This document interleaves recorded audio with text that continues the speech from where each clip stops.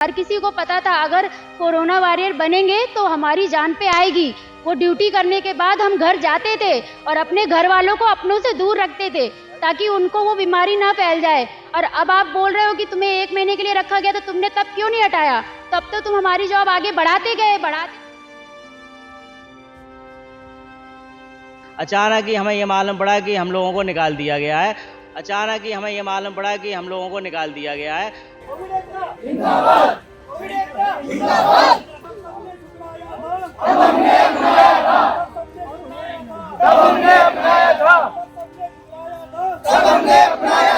CMO और DM जो है घड़ी के पेंडुलम की तरह लटक रहे हैं, ना किसी एम पे जा रहे हैं, ना हमें निकाल पा रहे हैं और ना ही रख पा रहे हैं। जब कोविड वॉरियर्स हैं तो आप लोग क्या क्या काम करते थे अलग अलग? हर एक डिपार्टमेंट में हम लोग काम नहीं किया है, हर वैक्सीनेशन से लेकर ओपीडी तक चली है। वैसा नहीं होगा, अब हम लोग नहीं हटने वाले हैं। यहाँ भूख हड़ताल कर देंगे, जरूरत पड़ी तो हम लोग यहाँ बैठे रहेंगे। यहाँ जितने भी लोग हैं, किसी ने सुबह से खाना नहीं खाया है, बहुतों ने तो शायद पानी भी नहीं पिया होगा, 2-3 लोग बेहोश भी हुए।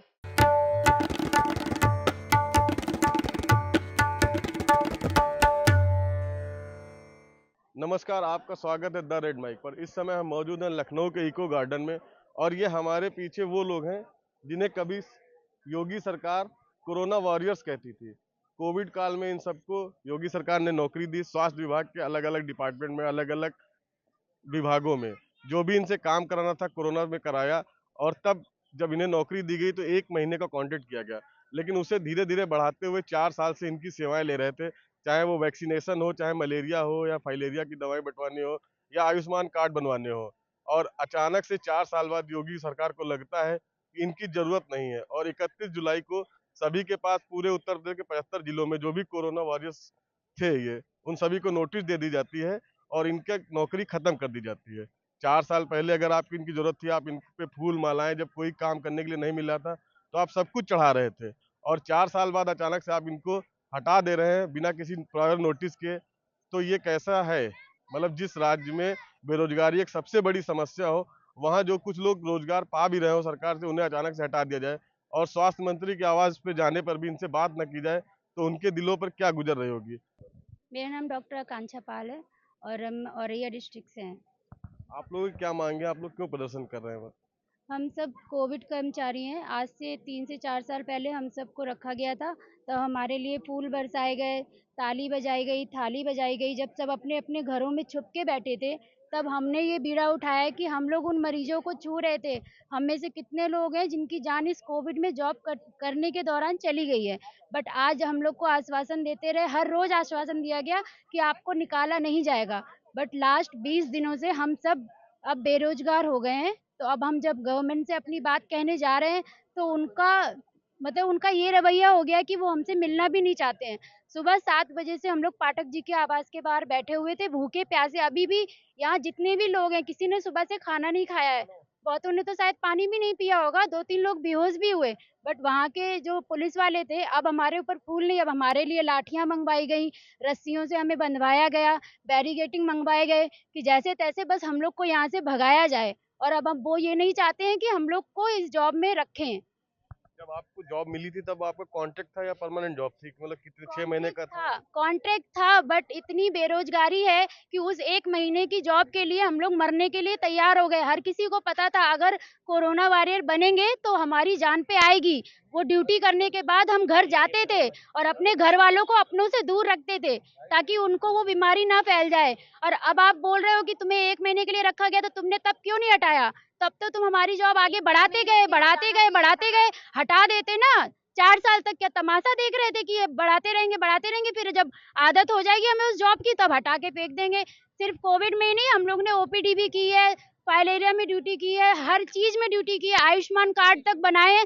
सर्दियों में, कोहरे में, एक-एक घर में जा जाके, डॉक्टर होके भी हम लोग ने हर एक घर जा जाके आयुष्मान कार्ड बनाए हैं। जिस भी स्कीम में भेजा जाता था, हर काम किया है। और अब कह रहे हैं कोविड खत्म हो गया, तुम्हारा काम खत्म हो गया। ऐसा कुछ भी नहीं है, हमसे हर काम कराया गया। हम लोग सिर्फ कोविड का काम नहीं किए हैं। जब तक कोविड था तब तक कोविड का किया। अगर गवर्नमेंट को जरूरत नहीं थी तो कोविड चला गया था तो हम लोग को तभी हटा देते। उसके बाद आप हमसे बिना वजह मजदूरी क्यों कराते रहे? जब आपको जॉब मिली थी या कॉन्ट्रैक्ट पे रखा गया था 1 महीने की, उस समय आपको कितना मानदेय देने की बात हुई थी और तब से वो लोग लगातार आपको मानदेय दे रहे थे? प्लीज। ना कोई जो सरकार की शासन की नहीं है यार। नहीं उसमें सभी का मानदेय फिक्स था।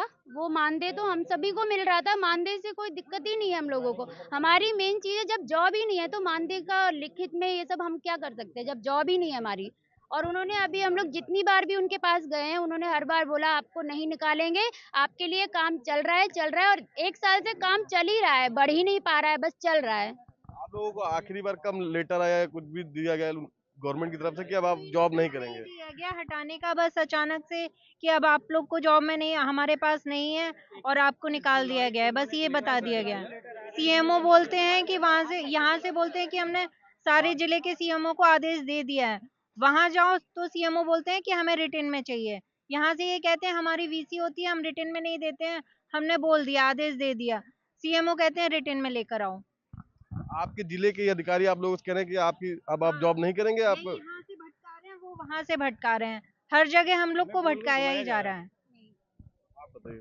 पाठक जी ने बोला है कि हमने आप सभी के सीएमओ से मीटिंग कर ली है, अब आप सब लोग अपने अपने जिले में जाइए और आपको रखा जाएगा, किसी को निकाला नहीं जाएगा। और जब हम लोग अपने जिले में जाते हैं, डीएम से मिलते हैं, सीएमओ से मिलते हैं, तो उनका कहना है कि हमें कोई भी रिटन आदेश नहीं मिला है। उस लेटर में बस इतना लिखा है कि अगर रखना चाहें, विचार करना चाहें, तो क्या उनको इतनी सी बात लिखने में दिक्कत हो रही है कि हम सब जब अपनी जान पे खेल के जॉब कर सकते हैं, तो तुम इतनी सी बात नहीं लिख सकते हो कि इन सबको रखना ही है। वो बस उन्होंने वीसी की और अपना वर्चुअल मीटिंग में बोला है, कोई भी लिखित आदेश नहीं है हमारे लिए, इसीलिए हमारे सीएमओ हम लोग को नहीं रख रहे हैं। बेसिक कंफ्यूजन कहाँ पे हो रहा है? एक ब्रजेश पाठक जी के लेटर से और अधिकारियों के बीच में समन्वय न स्थापित होने के कारण आप लोगों की जॉब फंस रही है। कंफ्यूजन होने वाली कोई बात ही नहीं है, जब डेली रोज भी मीटिंग ही हो रही है, मतलब अधिकारियों की मीटिंग ही चलती है शाम में डेली, तो फिर समन्वय की बात ही कहाँ से आती है। लेकिन जैसे ही कोविड कर्मचारियों की बात आती है, वो सिरे से नकार देते हैं कि हमें इन लोग को नहीं रखना है। कंक्लूजन नहीं निकल के आ रहा है। ब्रजेश पाठक, मेरा नाम रमेश कुमार है, मैं बस्ती जिले से। क्या लग रहा है आपकी जॉब क्यों फंस रही है? आप लोग क्यों प्रदर्शन पे बैठना पड़ रहा है? हम लोगों को बस एक आश्वासन, मतलब आश्वासन दिया जा रहा था कि आप लोगों का जो एक्सटेंशन है, जो मतलब आपका कार्य क्षेत्र है, उसको बढ़ाया जाएगा, लेकिन उस एक्सटेंशन को भी नहीं बढ़ाया गया। यहाँ से माननीय उप मुख्यमंत्री जी द्वारा मौखिक रूप से कहा गया था कि हम आपके सचिव से बात करके आप लोगों का लेटर बढ़वा दे रहे हैं, तो लेटर बढ़वाया भी गया, तो उसका कोई एक होता है कंक्लूजन निकल के नहीं आ रहा था कि आपको रखा जाए या निकाला जाए। तो उसके में उस कंडीशन में जो है सीएमओ और डीएम जो है घड़ी के पेंडुलम की तरह लटक रहे हैं, ना किसी एम पे जा रहे हैं, ना हमें निकाल पा रहे हैं और ना ही रख पा रहे हैं। तो हम लोग ब्रजेश पाठक जी से यही आग्रह करते थे कि मतलब हम लोगों का एक लिखित आदेश कर दिया जाए कि अगर रखना ही है तो रखिए, और नहीं रखना तो उसका एक लिखित आदेश हम लोगों का करवा दिया जाए, लेकिन उसको भी नहीं कर रहे हैं वो कभी। जब आपको कॉन्ट्रैक्ट बेसिस पे रखा गया था, तब उसमें कॉन्ट्रैक्ट में आपकी जॉब कितने महीने के लिए आपको दी गई थी? स्टार्ट नहीं थी हम लोगों की 3 महीने जो है डीएचएस से रखा गया था, जिला स्वास्थ्य समिति जो होती है जिसके अध्यक्ष जीएम होते हैं, उसके माध्यम से रखा। उसके बाद इन्होंने 6 महीने तक चलाया, 6 महीने के बाद इन्होंने उसको जो है आउटसोर्सिंग पे कर दिया, एएमएस पोर्टल पे रजिस्टर्ड कराया। एएमएस पोर्टल पे रजिस्टर जो एनएचएम के थ्रू होता है, उस पर रजिस्ट्रेशन कराने के बाद हम लोगों का ऑनलाइन रजिस्ट्रेशन करने के बाद हम लोगों को आउटसोर्सिंग पर डाल दिया। अब वो चलता रहा, फिर ये 22 जुलाई को एक लेटर जारी किया गया इनको कि इनकी सेवाएं समाप्त कर दी जाती है। उसके बाद फिर हम लोग यहाँ धरना देने आते हैं, धरना देते हैं, धरना देने के बाद जब वापस जाते हैं तो ये लोग बीसी करते हैं, बीसी के माध्यम से उनको बताते हैं कि हमने आपकी बात रख दी है, उनको बोल दिया है कि आप जाइए अपने सीएमओ से अपना समायोजन ले लीजिए।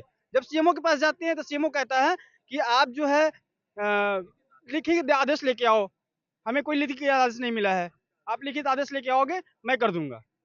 डीएम के पास जाओ तो कहता है कि मेरे पास कोई ऑप्शन नहीं है आपके पास।